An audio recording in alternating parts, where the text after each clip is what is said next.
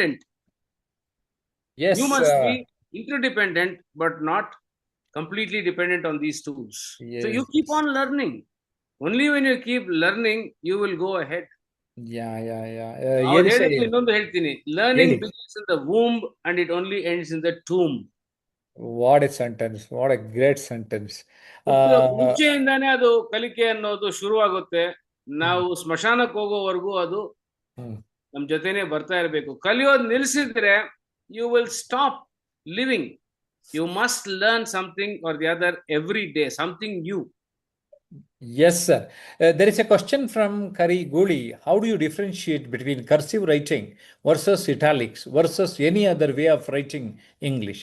Explain me structurally and linguistically. Okay.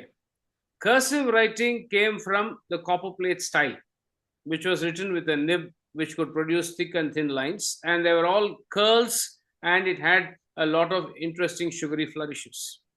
So when it came from those copperplate style of writing, cursive had the thick lines removed and the fine lines retained.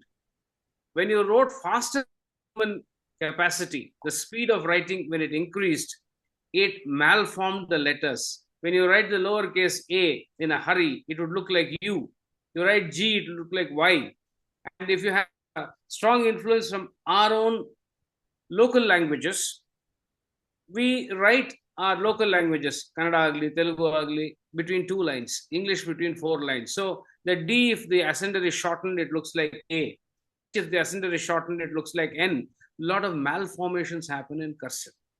And while you join up and write, those ligatures, if they are not of the same radiuses, it again creates problems in joining and malformation. Cursive is called as a cursed style of writing, whereas italics is with straight lines. And Wow. building with the straight lines, you're building the letters which have clarity. Again, all our languages in our country are written in an unjoined fashion, whereas cursive is joined to each other. Then some people say, what about Hindi? Hindi has a common line on the top, but character to character joining is not found in any of the Indian languages. Therefore, clarity is important in writing. People have to read and understand what you have written. That is why italic still remains as the original form and the best form. There are other styles you have got, like the Americans have brought in, something called as the American business hand, American secretary's hand. Then you've got other variations like the Gothic. They're all decorative styles. There are some styles which are so highly decorative that you will spend days to find out what letter is. Okay. So we don't need such kind of things. We need a simple form which is readable and easy to produce. And if you can write it properly, it can even attract people, and it can attract marks. It can attract a lot of things can be attracted with italic writing. So I put italic right on top. Okay, he has continued his question. What about italics and why it set a standard? That's the original. ABCD was designed by the Italians, the Romans. Okay. The Romans gave this italic writing. Rome is in Italy, a bit of geography. That's why italic is right.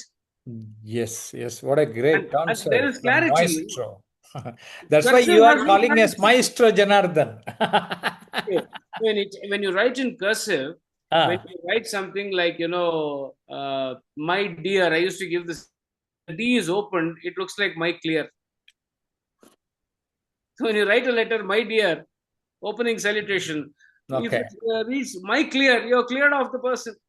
When you write two dots are there after A and L, there are only series of waves. Is it alumni, aluminous, aluminium? We don't know. Okay. Confusions happen. Yes. So many words are malformed. Correct. Yes, sir. Thank you.